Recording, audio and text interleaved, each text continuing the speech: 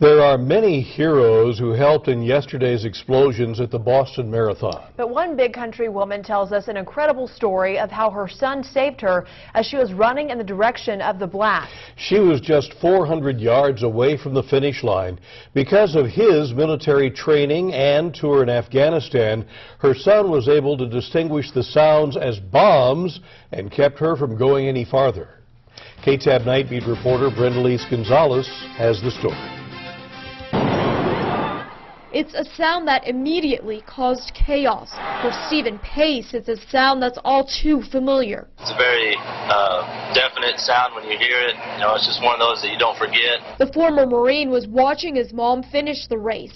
Carmel Pace was just a few hundred yards from the finish line. Her goal was to finish in exactly 4 hours, but she had decided to slow down and was a bit behind. I got to run until about 4:09 when I looked at my watch, and that was the time when it happened.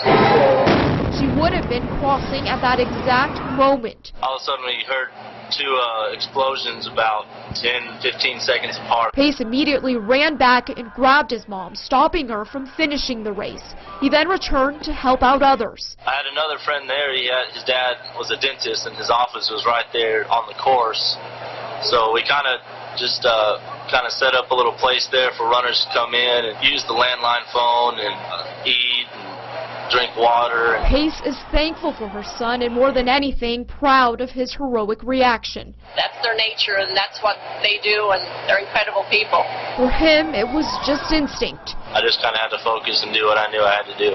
Now the streets remain eerily quiet as the emotions really begin to sink in. Perhaps the hardest part for Pace is looking at her medal. I have to say, in all of this, running seems so insignificant right now. A cruel reminder of what should have been a glorious moment. Brenda-Lise Gonzalez, KTAB News.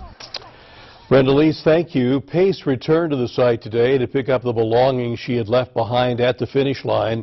Both she and her son return to Texas tomorrow.